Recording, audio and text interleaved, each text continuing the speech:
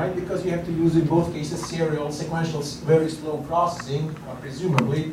We have parallel processing here, terminating exhaustive. Eventually, maybe we can put a label here, holistic. This one's because it has to process both features, right? You cannot skip one, but they're independent, right?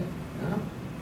And probably the strong holistic one will be labeled as a coact. That's where we expect, have strongest level of holism, etc. And another way maybe to look at the coactive processing is that maybe we build, this stuff. If this is not easily accessible, maybe to your easy recognition, maybe we can start with a parallel system of several facial feature detectors. And the way that maybe coactive architecture could be built is by increasing the facilitation between feature detectors. So after some time, this will probably collapse, these independent channels of feature detectors in a single one, and will, lead to the design of a coactive system. That could look something like this. So I see that you can see connection between parallel and maybe coactive systems. So now we moved, from a procedural definition of holistic processing to cognitive process-based operational definitions of holistic phase perception. So we say holism is, let's say roughly, it's identified as a coactive mental architecture. Now we move from the one operational definition saying that we have defined holism in terms of how do we conduct, what kind of effects we found in our studies here, to a more deeper level about how the processes are organized. You see how we make this switch from the method, using methods to learn about some property, concept, to moving into more subtle understanding of how cognitive processes operate. Now the problem is how to identify these mental architectures in the first place, yes. Is there any simple way? And of course it is. For that we designed a system Factorial technology, SFT here. And there's a history, of using system Factorial technology. This is some of the people that work, let's say up to 20 years ago, but more and more new research has been published in all different areas. So this is, I couldn't really fit, into this paper. Probably will require a couple more pages. A very promising approach. Here's a crash course in SFT approach, and I'm going to tell you the details. I'll probably provide more details tomorrow, but just give you a couple of ideas, how this works. Yeah? So just keep it, try to keep it simple here. First, this is a non-parametric factorial method. Non-parametric here means no parameters. The models that are tested here are not described parameters. Usually when we have parameters, we try to fit some models, model fitting, optimization, no such things here. This is a great relief, for those of you who, work, very painstakingly to fit different models. You know how complicated this thing is. Now, this one does not have any of these. We have factorial manipulations, such as you have maybe ANOVA research designs. Well, we'll talk about that later. We use reaction time distributions to get these signatures. Instead of model parameters and testing models, we are here looking for the signatures of certain types of mental architectures. So have in mind these signatures. That is the aim of our SFT analysis. And we try to identify different mental architectures based on these observed signatures. And that's very simple, right? So main diagnostic tool is survivor interaction conscious function, and that is the survivor function here. The survivor function, when is done by calculating these double differences, like factorially manipulate the level of saliency of the levels of manipulations. I'm not going to really go into details in a moment. Tomorrow we'll give you exactly how what happens. But these are survivor functions observed survivor functions that you read from the data, from the reaction time data. And survivor function, we know look like this is a probability we haven't finished processing up to some point in time. The longer you have to wait, then it's highly likely that you have finished processing by the time. So this probability, it goes down. There's a reason for that, but it's really not big. That's really important. What is important is that all these different architectures that I described, a couple of slides ago, here, have their different signatures of the SIC function. So self-terminating model has this flat SIC function.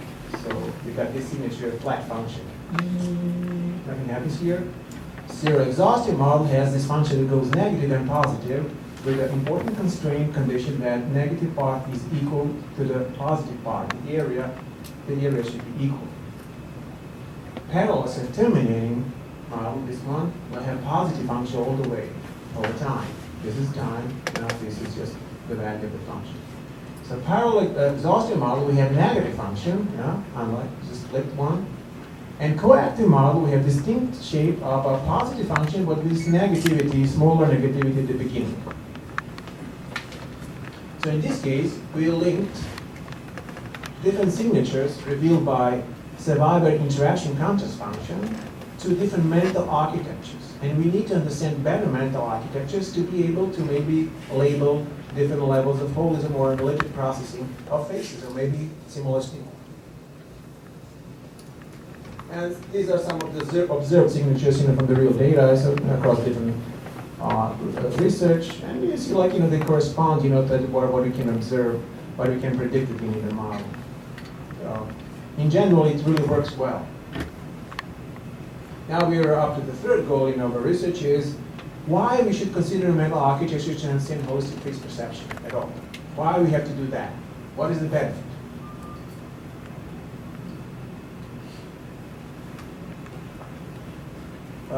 To better understand this, we'll try to make a connection between, try to find maybe, is there any architecture that can maybe generate failure of the selective attention, but which is not holistic at all. Now this is a good point, right? If we can show that, maybe this way would be a way to provide the good test whether failure of the selective attention is both sufficient and necessary indicator of holistic processing. Yes. If you find an architecture that is analytic based but predicts the same effect, then this signature of failure to selective attempt a certain feature really fails in the attempt to be used as a good indicator. And that establishes mental architectures as a more important tool to understand these processes. And actually, the answer is yes. In a matter of fact, I will just give you a preview. The minimum time parallel self-terminating model, so-called horse race model, can predict the similar finding of the failure of the selective attention to features in the task that is very similar to the part of the whole paradigm I presented at the beginning. Horse race model is like, the first horse that finished the race is a winner. And this is the same as the processes. The first facial feature that is detected will trigger the response. Model is being used on different occasions throughout the recent research history. A couple more indicators is that we have to have all facial features, yes, that are used in the task to be modeled at the same time. These all features race to be recognized. Yeah, so this is a horse race. First to be recognized feature is used to make overall decision, and errors can occur because incorrect feature finishes first. So these are the rules, very simple and within the domain or definition of the horse race model. So how does it work? Let's see another round of examples. Let's say that now we have both face features, both faces that are used in the task are in your memory, right? That is what this model assumes. But because this one is presented here, these features have a little bit better position in the memory, so they're maybe easily recognized. So that gives maybe this kind of high accuracy effect here.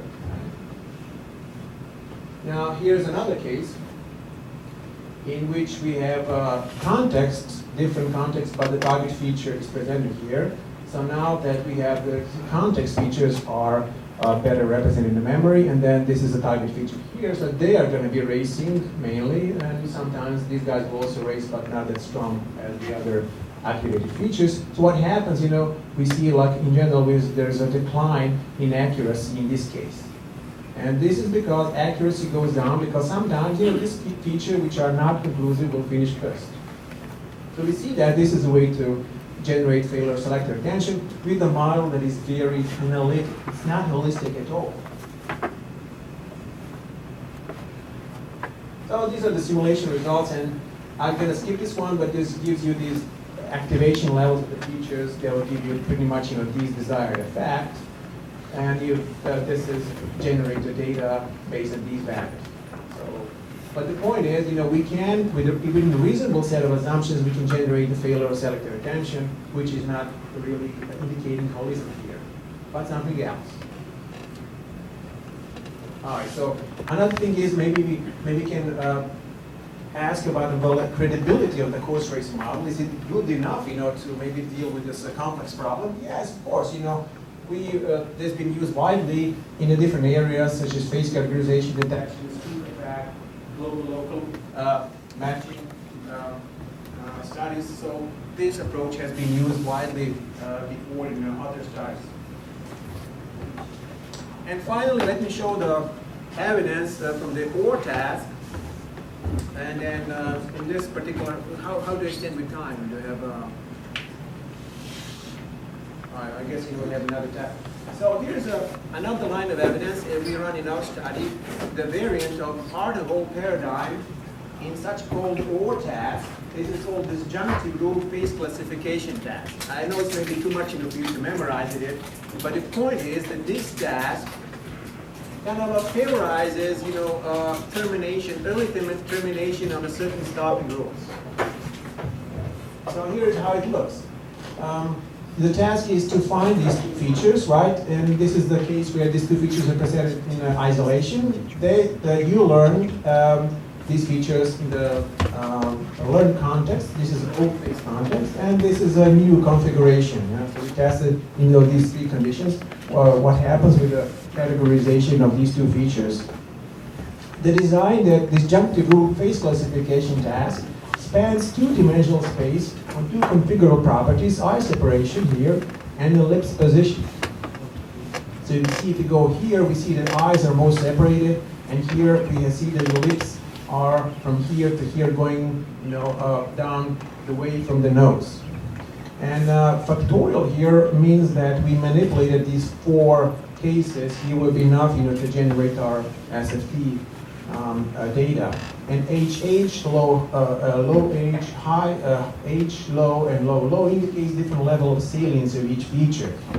That is actually explained by this, the presence of the two different rules that could be used to categorize these faces. So the rule 1 could be used maybe if this feature is presented. You could use rule 1 and say, okay, I'm going to pay attention to eye separation. If the eye separation that I see on these faces is lower on this value than the critical value, the rule value, I would say this is the gang member, right? If these eyes are separated, I would say, if I'm using only rule 1, I can say this is a hero guy. That's the idea here. And okay, or eventually I can use rule 2 maybe to generate and try to satisfy this rule and to make categorization of these two groups of faces. So you have two rules. And if you know that why is this OR task, because you can terminate on processing on only one feature. That could be the diamond serial or a parallel. That is satisfying either rule 1 or rule 2. That's why this is OR task. All right? So what we found is, this is reaction time, and here we have proportion of errors. These are reaction time data here. As you can see, the fastest reaction times are when you have to recognize those two phase features within old phase, and the errors are the lowest here. And so that gives us immediately recognition of a failure to selective attention. It is much easier for us to categorize these faces because we can attend these features better than these features when these features are embedded in a new face or presented in isolation. Now the question is, what kind of mental architecture could be detected here? If you use system factorial technology to analyze these four faces, this is what we got. We got here survivor interaction conscious function signatures that are positive over time for all three different types of conditions. There's a difference in overall mean response time, but the signature is identical. And if you go back in time, you remember that this positive SAC signature indicates parallel terminating processing. So in order to make a decision in such a task, you have to, our subject process features in a parallel fashion, and they terminate it as soon as one of the features will be recognized. And we agreed, I guess, if you remember that too, that this is very analytic way to seeing faces. There's not much, holistic here going on. All right. So these were three goals of our talks. First is we learned about the procedural operational definitions, and we learned about failure to selectively attend certain features by using part-to-whole paradigm. And although it's been used before as an indicator of holism, we challenged this approach by developing methods to learn about the underlying processing cognitive mental architectures. Unlike the procedural operational definitions, a cognitive process-based operational definition through the mental architectures revealed quite different picture than we expected and actually indicated analytic instead of holistic process. So mental architecture is very important companion to learning cognitive processes that may be involved not only in face perception, but maybe in object perception too. And that's the good reason why in the future studies we pay attention to this particular research design using system factorial technology as the ways to learn the better underlying structure of the cognitive processes. So we had three goals. I think there are very exemplary and that will lead you to interesting conclusions here. I would just briefly just go over it again. So we demonstrated that parallel self-terminating model can also predict failure of selective attention, which is not really good indicator of holistic anymore because it's not sufficient indicator of holism. We need to pay attention to the tests for the mental architectures, presumably using system factorial technology. We can conduct such tests within the framework of system factorial technology. And by the way, the method, as I said, is non-parametric. I'll elaborate this more tomorrow. And of course, it's very interesting. You can, I didn't say much about it, but you can analyze individual subject data, not only to pay attention to group analysis here. So that will be all. Thank you. If you have any questions.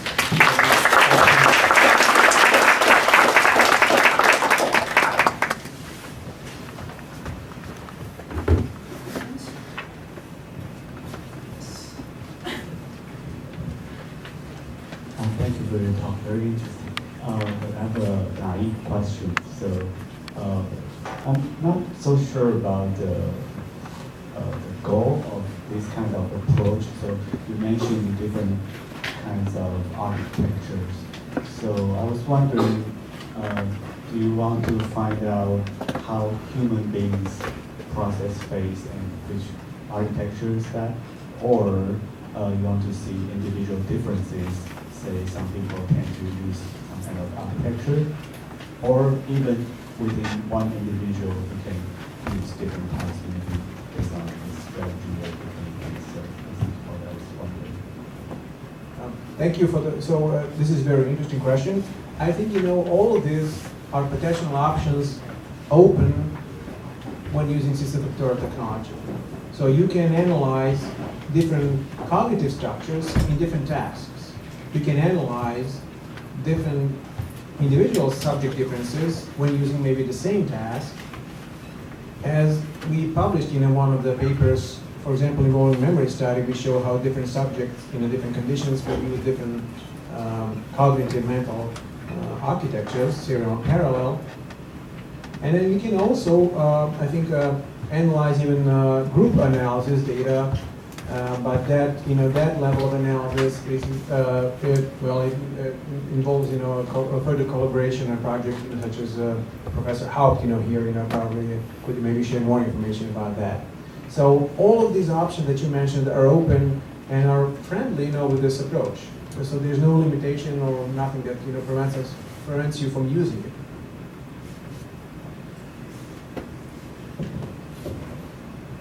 Maybe another question. So is it possible to have another kind of architecture that has the combination of coactive and parallel, so they exist simultaneously? That is an interesting question. So it would be another interesting question is, I never considered that. I would rather see that eventually you can have certain architectures can evolve into another architectures. As I demonstrated in one of the slides, parallel architecture could naturally turn into a coactive one, maybe through the process of learning, by increasing the interconnectivity between detectors of facial features or maybe object features. So if that happens, you would see that collapsing of a parallel maybe architecture into a coactive one. And why would that exist? Along, that is a good question. But mathematics here is a pretty, also, of course, it is possible to test maybe probability mixture models of different architectures that can participate in the task. So we know the tasks take some time, and subjects maybe switch to one strategy in the first half of experiment to another set of strategy, mental architecture, another half of experiment. So you have a mixture of maybe serial and parallel processes, or maybe parallel and coactive. Yeah, I'm thinking maybe from biological disease, so say after some evolution, you got some new context form, like this coactive, but nature also combination. It is, so the question is whether it is possible to switch, as I understand, to switch in maybe over through some instruction process or a learning process from one to the other. Yeah, I think it would be possible. And I think I'll mention, one of the cases in the next talk where you can, presumably model allows you to, by modifying certain expectations of this cross-channel facilitation, you can switch between different types of architectures, yes. But this is a really big question. How it happens if these architectures are really real. Whether they really exist in the brain, or this is just our imagination. Nobody knows that. We strongly believe, that they are there. You might have answered half of my question, but how much do you think the task is defining the architecture? In a sense, your task was putting focus on the eyes, not on the face. So you have to more emphasis on the facial structure, on the feature of the face, rather than on the face on its own. What would happen if you are using a task where more emphasis would be put on the face itself? This is also another good question. There's a lot of faith in the system factorial technology, the way we set up the exact experiment. So if you follow this consideration, the experiment has to be factorially organized across saliences and the features, which I really don't have time to explain here. But your idea here is that this experiment actually favorizes the analytic process, and that's right. We purposely kind of did it. Tomorrow showed another manipulation, another design, which actually forces you to pay attention to an entire ensemble of facial features. So you will start to pay more attention to face rather than eyes, But this is just, one example in which favorizes analytic processing. Eventually, can terminate in a certain feature. The question is whether processing here is serial or parallel, right? But this is still open question. So I agree with that.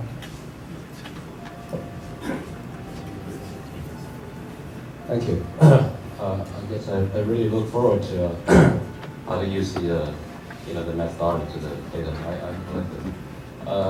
But it is, it occurs to me, like the conversation we had a few minutes ago, that you're taking a very different approach to the other people who are doing the face processing observation. Let me just sort of play the devil's advocate from the approach. The way this methodology seems to be very good at identifying the medical architecture, but it doesn't really explain why. For instance, if you say it is a way to show that you have a failure of the certification, but why that happen? What is the outline? We know we sort of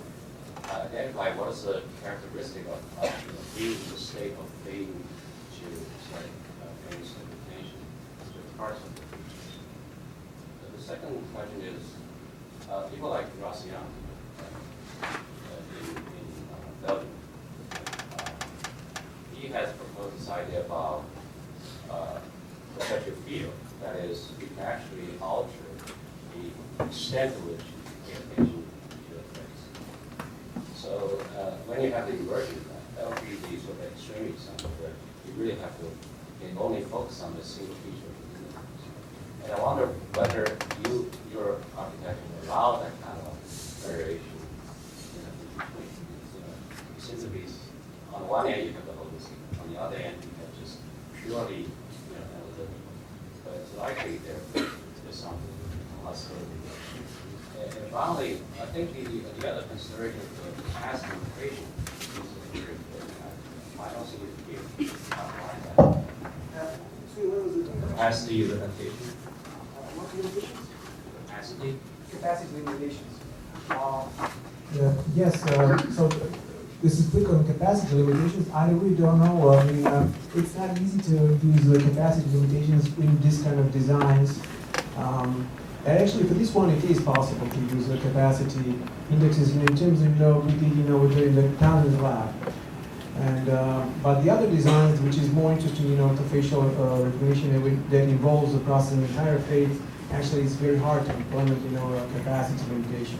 But when we test in this particular task, we find there's a limitations in the capacity of processing the face features. That could be maybe due to the reasons where subjects are using parallel terminating mental processes. So you would just, stop as soon as you recognize either of the features for the analysis.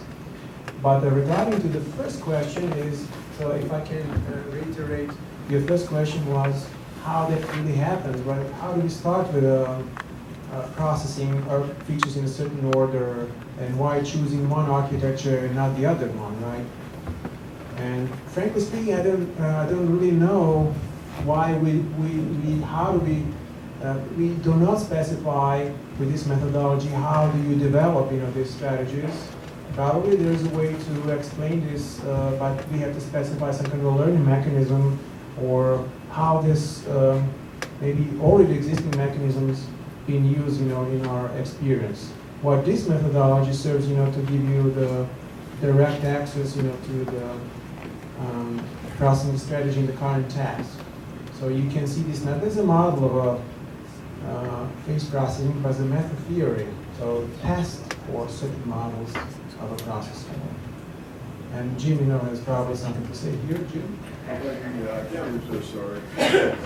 Jump in, but just a couple of the footnotes is that with regard to the sample inversion, some of our first applications down in the year 2000 applying these methods found that yes, you were better at hitting the features when it was inverted, but the processes were the same. So quite informative that everything was still parallel, everything was still somewhat limited capacity. You still could be analytic and self-terminate rather than having to process everything exhaustively. And yet, in a sense, analogous to here, because Mario also found that people were worse with the new faces than the old faces. But again, the processes were qualitatively the same. They were all doing them on parallel and so forth. So, I think again, it brings up the importance of asking the questions at different levels of the mechanisms.